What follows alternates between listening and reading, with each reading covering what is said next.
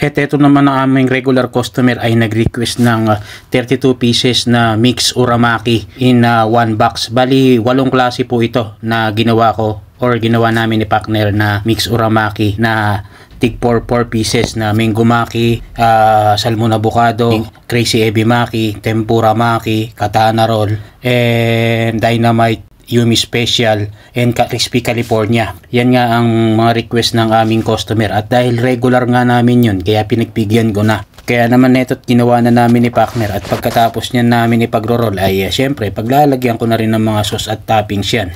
Bali ito nga dapat ay 2 box kaya lang kasya naman kaya pinagkasya ko na.